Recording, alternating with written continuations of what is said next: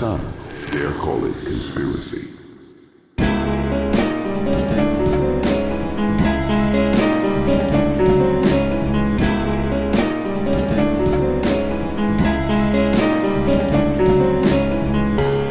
Welcome to the Some Dare Call It Conspiracy podcast, hosted by Brent Lee and Neil Sanders. After nearly 20 years exploring the world of conspiracy culture, we are taking our guests and listeners on a guided tour of the rabbit hole. Our mission? To discover where the truth lies. Hey initiates! Today, we continue our deep dive tour of one rabbit hole known as the Paul is dead theory. Did Paul McCartney die in a car crash in 1966? And was he replaced by session musician and producer William Shepherd, as some have alleged? Let's see. So just to explain, in case anyone's a little bit confused, what the theory is that in 1966, Paul McCartney died in a tragic accident. And in order to make the Beatles continue for whatever reason, rather than just say Paul McCartney's dead, they sought out a replacement, a man called William Shepherd, who played as Billy Pepper in Billy Pepper and the Pepper Pots. The book is explaining that Paul McCartney isn't quite dead yet. I know we're at chapter 9, but Paul McCartney isn't dead yet. He's getting premonitions of his death. And so the feelers are going out there to try and find this session musician who might be able to replace him. William Shepherd is also having dreams about this. And later in life, apparently, he would bump into Thomas Harriot on the beach in California and explain this whole thing to him and explain why all the Paul is dead theories started, because he replaced him. There are certain problems with this theory, one of which is that essentially Billy Shepherd was a real person. He was a producer and an arranger for the Bee Gees, and he did work on these albums as Billy Pepper and the Pepper Pots, but they were just sort of pastiche knockoff albums, essentially. And he has a son named Gary, who lived with him and knows that he wasn't Paul McCartney.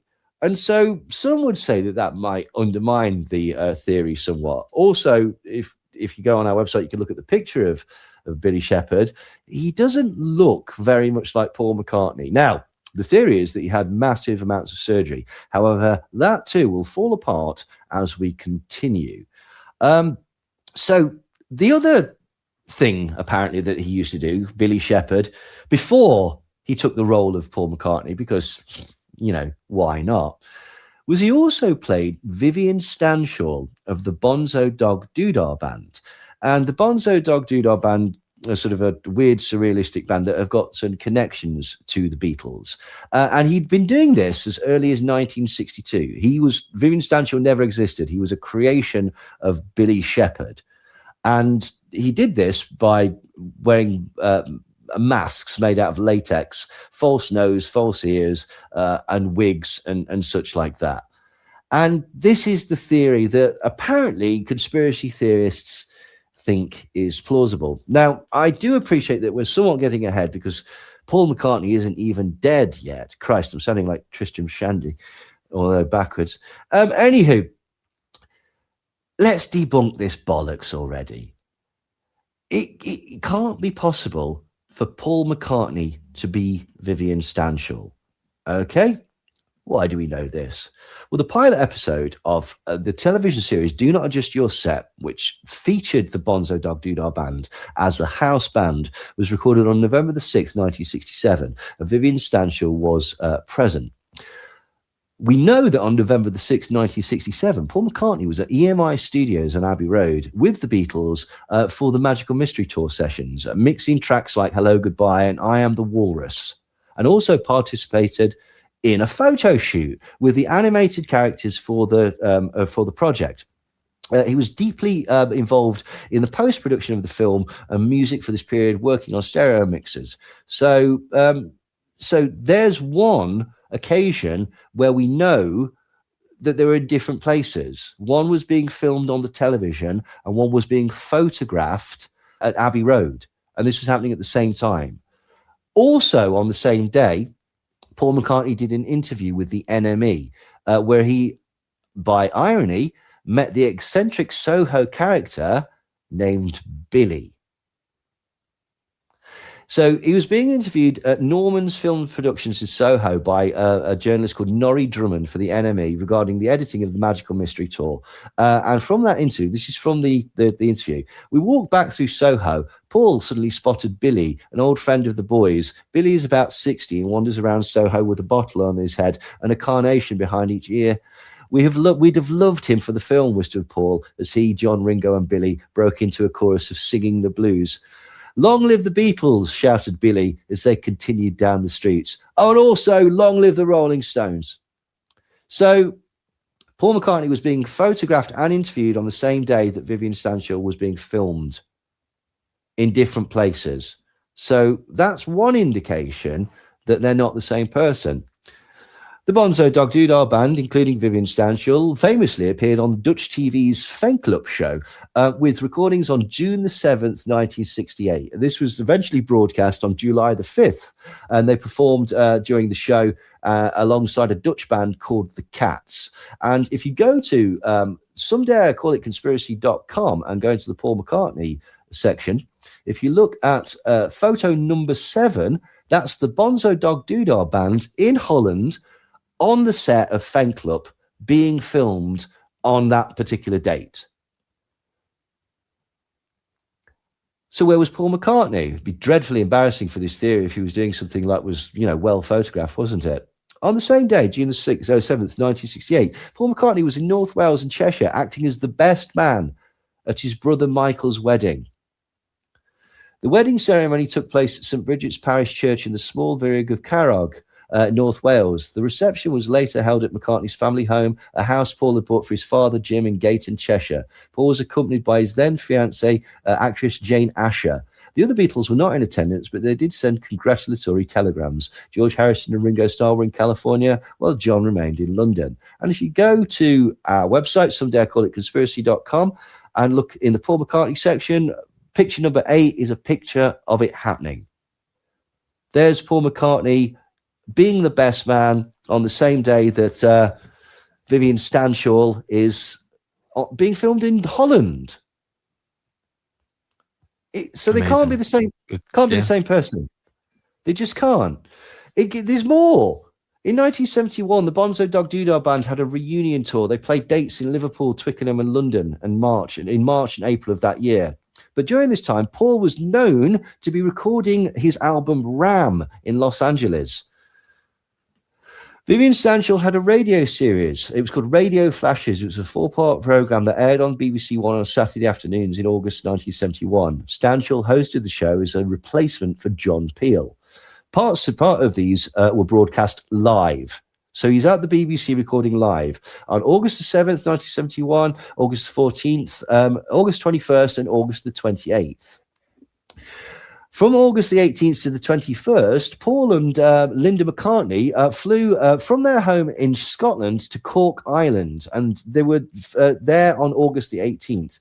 The trip was particularly intended to create a backstory for a fictional character named Percy Thrills Thrillington, which Paul McCartney was going to use on his Ram album. And they didn't return into Scotland, so the holiday didn't end until August the 21st.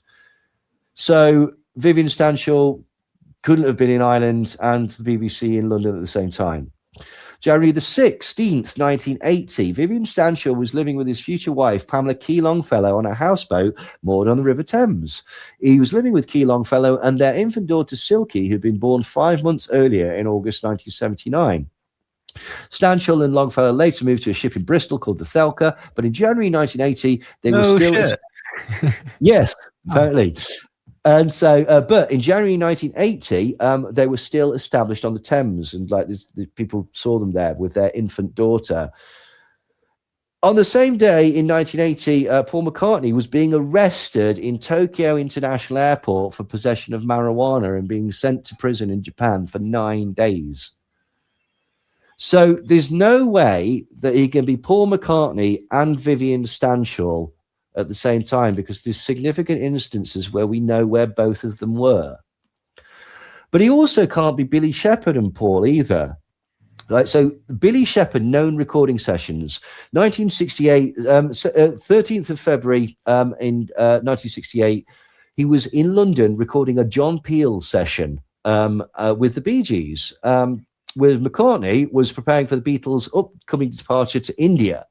McCartney's location activities during that specific week included getting ready for the group's journey to Rishikesh to study transcendental meditation with Maharishi Mahesh Yogi. Just 2 days prior, on February the 11th, the Beatles held a recording session at Abbey Road Studios to record the song Hey Bulldog. He then remained in London until February the 19th. We flew from London Airport to Delhi, where his then girlfriend Jane Asher, Ringo Starr, and Maureen Starkey. So there's a recording. He's there as William Shepherd in 1968 with John Peel. At the same time, when Paul McCartney is being hounded by the press for his upcoming move to, well, they go to India and dick about, basically. A second known recording for Billy Shepherd was January the 15th, 1968. Billy Shepherd was recording with a group called Grapefruit, but on that same day, Paul McCartney was known to be in London, where he was involved in several significant developments for the Beatles' business and public image. He was at the Apple Boutique. McCartney was noted for being part of an official protest against the removal of this mural painted on the side of Apple Boutique in London. Local authorities had ordered the psychedelic artwork to be painted over because it did not have planning permission. And this was, again, recorded by the press. So at the same time that he's supposed to be Paul McCartney, there is a recorded recording session where William Shepherd was involved. So they can't be either of these people. Anyway, I digress. Chapter 9. And this is from the book. The public has always viewed the Beatles as being unconventional, but take note of the sharp turn from conventionality that I brought to the band. Look how their style changed when I came on board. By comparison, they were very normal. They had the mop-top hair, but wore suits, ties, and Beatle boots. Most people tend to imagine that the Beatles invented their Beatle haircuts, but they did not. They copied the London art students, who were the real pioneers. And I was among that trend-setting crowd. It was a new look, the new sound, and the new way of seeing and shifting the world. No, you fucking weren't. If we're to believe any of this shit, right, okay, he was sporting a teddy boy look and doing string arrangements for the fucking Bee Gees, right? Isn't it more likely that the move to psychedelia was more likely to be the result of psychedelics like LSD, which he's already said in this book he didn't actually like that much? But anyway, in reality, the first Beatle haircut was given to the original bass player, Stuart Sutcliffe, by his girlfriend, Astrid. And this style was at first mocked by the rest of the band. This is from BeatlesAgain.com. When John received a sum of money from his Aunt Elizabeth for his 21st birthday, he invited Paul to join him on a trip to Spain at the end of September 1961. They set off, but never got further than Paris, where they stayed for 2 weeks. They discovered that Jürgen Vollmer, a friend of theirs from Hamburg, was now living in Paris. They both decided that they wanted their hair fashioned in the way Jürgen had his hair, which was the way a lot of French youngsters had their hair styled. He was to say, I gave both of them their first Beatle haircut in my hotel room on the left bank, and later confirmed I gave them the haircut. It was their idea to have the same as mine. They left Paris and never brushed their hair back again. That's the real story of the haircut. Don't let anyone tell you different. And in an interview when George Harrison was asked how the Beatles' haircut came about, he said, I only brushed my hair forward after John and Paul came back from Paris.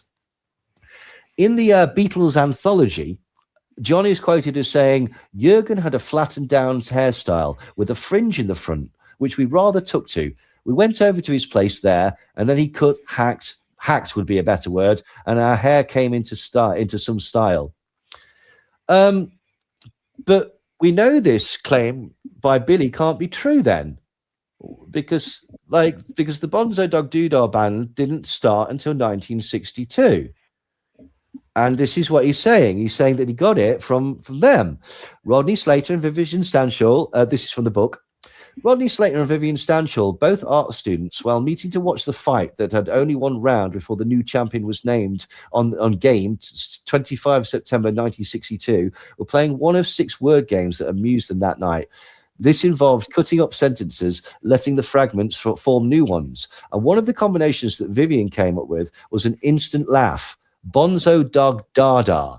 From that line, he named the band that Rodney had already been nudging Roger Wilkes to start with him. They called it the Bonzo Dog Doodah Band. However, much to their annoyance, the general public was not aware enough of the Dada movement and supposed undesirable paternal meanings that had to be explained away so frequently that the band had to be soon renamed the Bonzo Dog Doodah Band, which then evolved into the Bonzo Dog Band in an effort to simplify, which was further abbreviated to the Bonzos.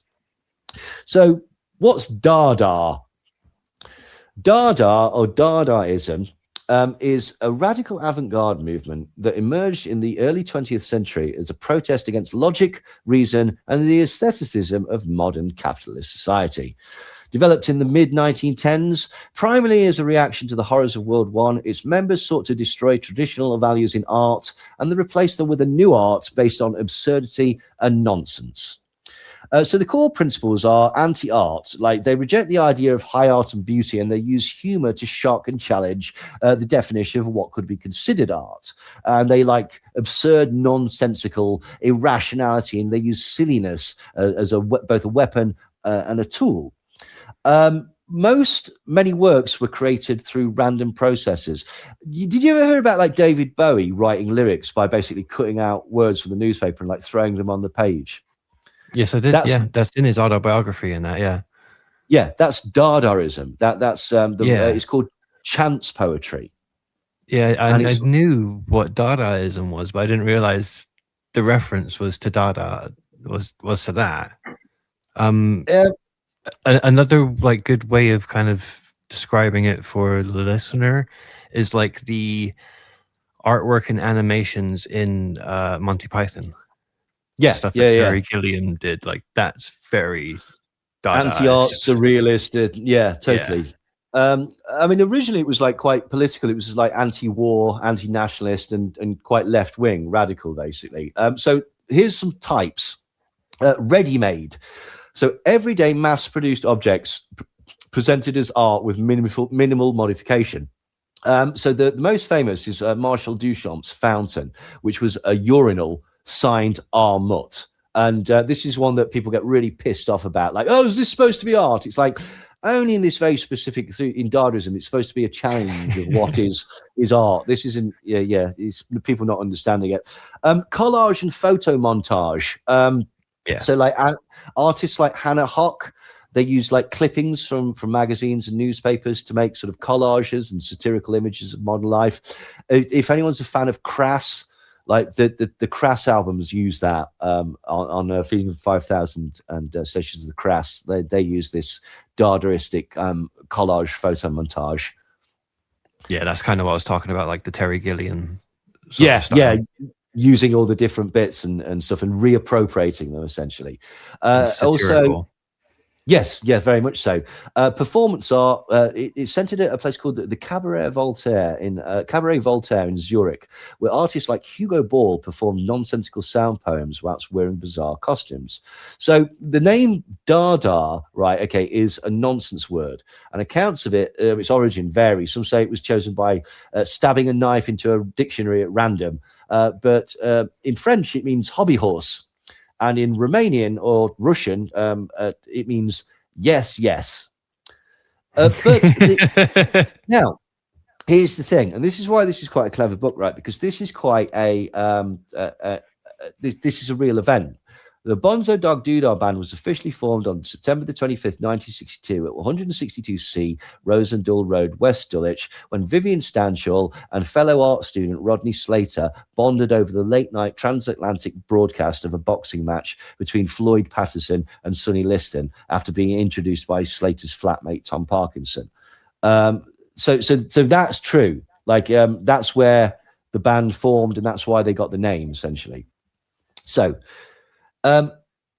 the whole thing was about who. This is the book again. Sorry, the whole thing was more about who was open to having a good time. Each one of us took part in heralding a new escape from reality. The band was anything but real, evolving, or rather, I, as Vivian, had disguises revolving from false teeth overlays and any one of several rubber noses and big pink rubber ears, along with my blonde wig. I always enjoyed playing with the Bonzos. I had fun and felt alive with them. As Viv, I was more free to be myself than when I felt stuck in this Paul McCartney role.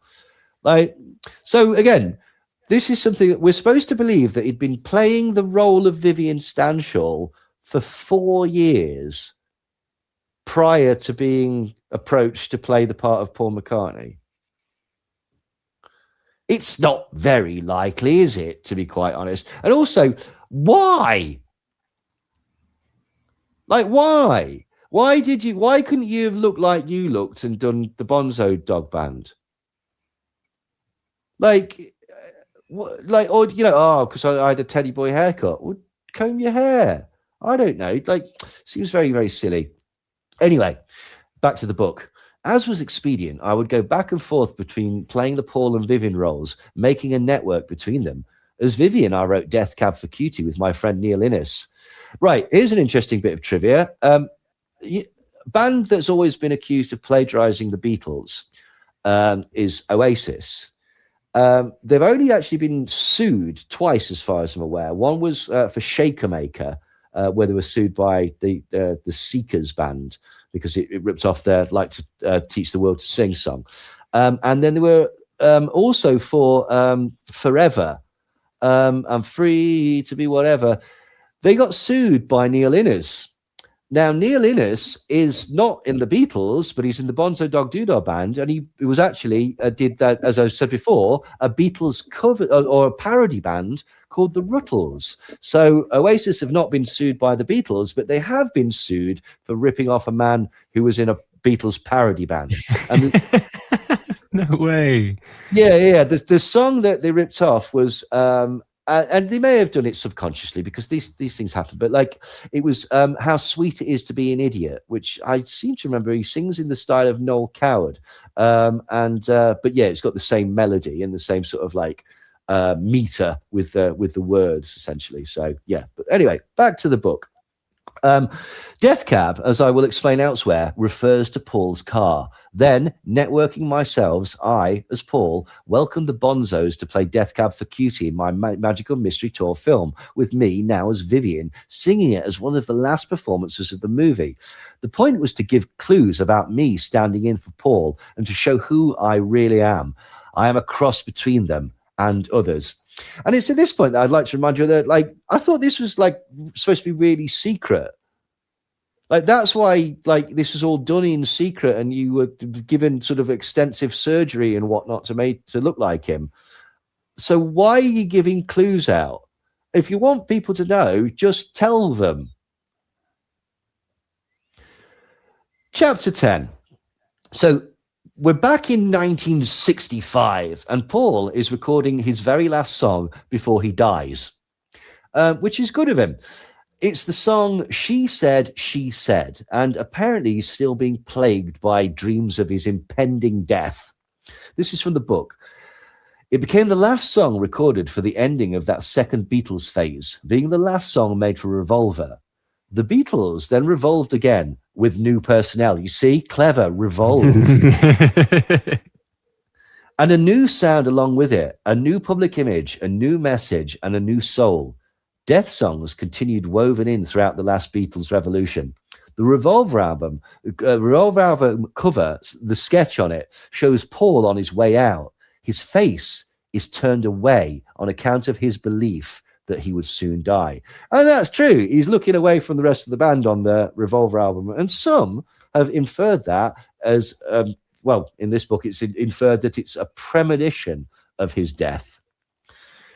And then there's some stupid Illuminati shit. Paul understood that his position would revolve so that society could revolve with the band. His view of the global revolution was not the same opinion as was held by John, who had joked about it. However, after I stepped in, when Paul's position did revolve, I was able to give John much more information. It was to those pushing the New World Order that John sang, "You say you want a revolution." When at last John fully understood the intentions of the global social engineers who would help themselves by helping us, he had mixed feelings. Ooh. Spooky, eh? And again, people like look at this and go, well, this is incredible. Like this is telling us exactly what we wanted to hear. This is confirming the conspiracy theories that the Beatles were a product of Tavistock and mind control, and that they're deeply rooted with the Illuminati and Satanism. And maybe that's the reason why the fact that Paul McCartney died and was replaced has never really come out. And that's why they had to put it out in little clues and stuff like that, so the Illuminati didn't find.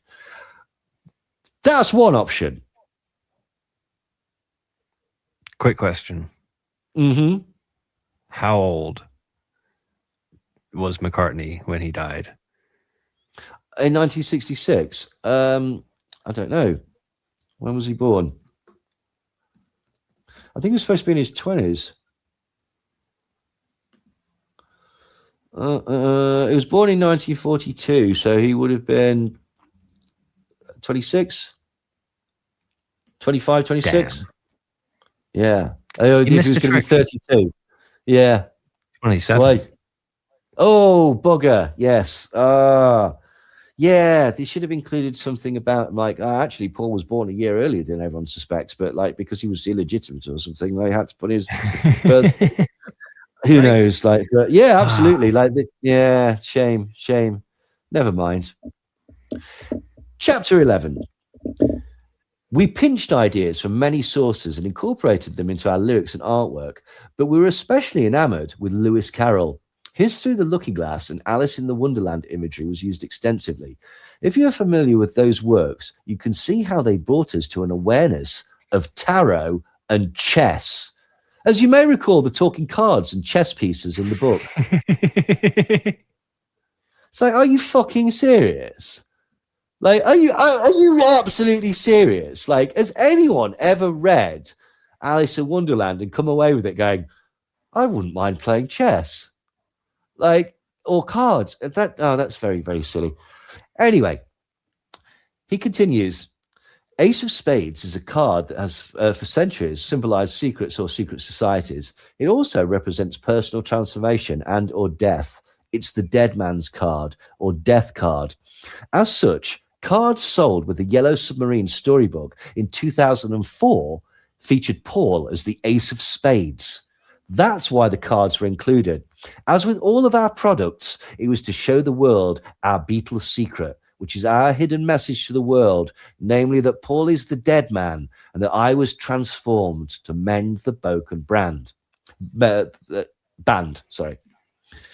So the chapter then goes on with some nonsense about a drawing that John Lennon did in 1967 that has all the suites of card symbols and the words checkmate with love written above it, right? And this is just a doodle. This is just a thing that Lennon did.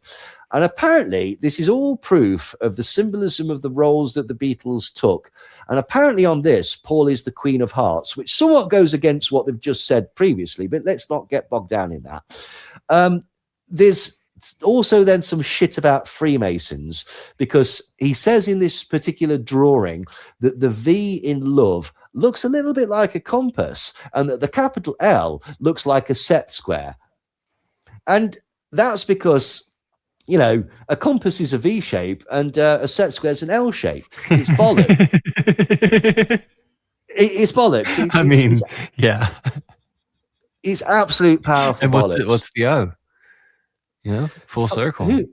Oh, there you go. Like, or to represent one somehow. Like, it's all fucking stupid. Like, it's absolute, like, ridiculous. Like, and we now start to get into some of the ridiculous shit, because basically he's saying now, well, he's starting to talk about, even though in the book Paul still isn't fucking dead, he's talking about the Paul is dead clues that we started to see on the front cover of Sgt. Pepper's. And we already know that Sgt. Pepper's was called Sgt. Pepper, apparently, because he was Billy Pepper of Billy and the Pepper Pots. The book continues. Everything crosses through Paul's heart, which is represented by my own heart. For example, use a square or any straight edge to see to the top of all three of the heads of Shirley Temple form a line right through my heart. What? There are several other such parallels. Things at one end correspond with things elsewhere again and again, crossing exactly through the same point, revealing the heart of Paul. Another of many examples of corresponding images crossing through me is from the wax John. Look at all their wax eyes. Everyone is looking down at the gravesite below them, except for John. What John is looking at can be brought into your focus by placing your square across the cover for a straight line that intersects all the others crossing through my chest. Continuing that line through me, you'll be looking directly at the breasts of Diana Dawes, born Diana Mary Fluck, Great Britain's biggest sex symbol, comparable to Playboy's first centerfold, John's pornographic priestess, Marilyn Monroe. Until you understand that pattern, it all appears random, but it is not. And so that's his theory, that basically there's some things that cross through Paul's heart on the, not everything, obviously, because that'd be stupid, but certain things. And the things that do prove it. And the things that don't, well, they're not supposed to, are they? Why are they looking through his heart? Wouldn't they look at his head? Because, you know, we've already said, like, his head came off. Like, that's the reference to his death. Love.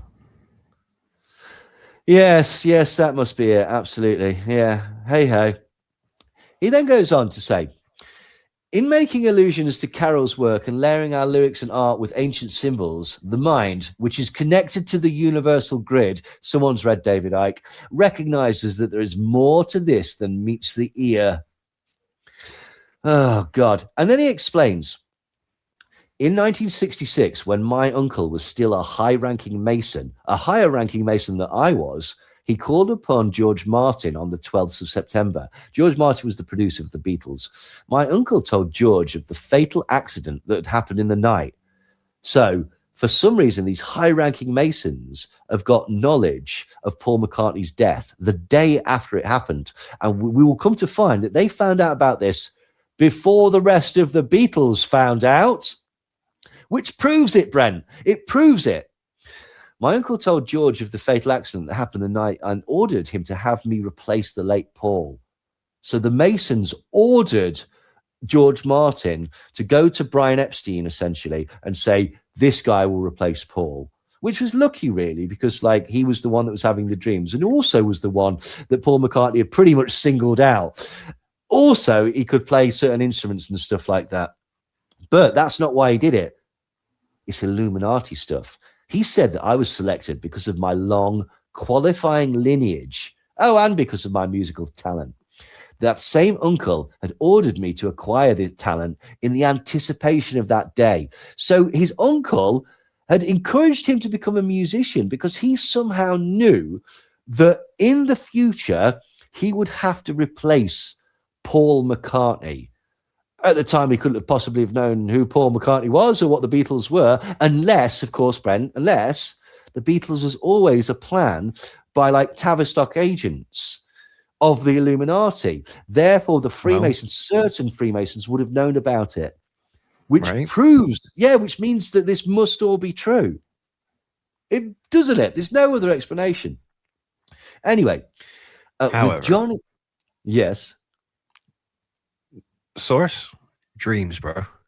Well, I mean, it was dreams, yes. I mean, it's not the most reliant of sources, but like you can't give you the exact sources, otherwise the Illuminati would find out. And if the Illuminati found out, then they'd be properly cheesed off. Anywho, so that same uncle had ordered me to acquire that talent in anticipation of that day. With John in Germany, George felt that the next best person to talk to would be Brian Epstein, the Beatles manager, who could not be reached for several hours. When at last they talked, Brian informed him that I had already been selected. So Billy's a Freemason, his uncle is an even higher ranking Freemason, and of course they secretly rule the world. Now, there are some of you saying, oh, fuck off. This is obviously just to pander to the conspiracy crowd. This isn't actual proof of it. This is just telling people what they want to hear. And furthermore, it's completely implausible shit. But it seems to work because basically, as I say, rather than being seen as pandering to the audience, this is seen as hard proof that the rest of the theory is true. Going back to that video with Mike and Mark, Mike said, look, I'm saying read the book because in the book, he clearly states all of this stuff. He talks us through his Masonic linkages, and he talks about the structure of Freemasonry within the book and so on. And Billy tells us that he's a Freemason and that he comes from these occultic mystery school backgrounds. As an example, we talked about the fact that you just seem to have no problem slipping into a dead guy's existence. Most people would not do that. You want me to play what? No, I'm not doing that. I mean, the guy is dead. I mean, that doesn't seem like something that any reasonable person would do, sure, but he doesn't blink. And that's because for them, this is all a big game. This is what they do. This is their existence. It's all about deception. It's all about duping and making money. It's all about what they consider to be their illumination within the pyramid, within the hierarchy of Freemasonry and occultism. And Brian Epstein, in my view, even though it's not stated in the book, was probably also a high-level Freemason. In fact, all of the characters in this play are very high-level Freemasons, and they were all obviously tied into Tavistock and British intelligence. I do believe that Paul McCartney's father, Jim, was also a high-level Freemason. Otherwise, well, there was no way that this entire thing could have gone down. Oh, you're so close, Mike. You're so close. Do you see? Do you see how it's people want to believe, don't they, Brent? They just want to believe. Hey, thanks for listening to Some Dare Call It Conspiracy with Brent Lee and Neil Sanders. Join us next week for the next installment of our Paul is Dead deep dive series. If you'd like to skip ahead and hear all 14 episodes of the series right now, please consider joining us at www.patreon.com/somedarecallitconspiracy, where you can also listen to over 20 unreleased episodes of our now Patreon exclusive series, The World According to Some, aka Twats. Until next time.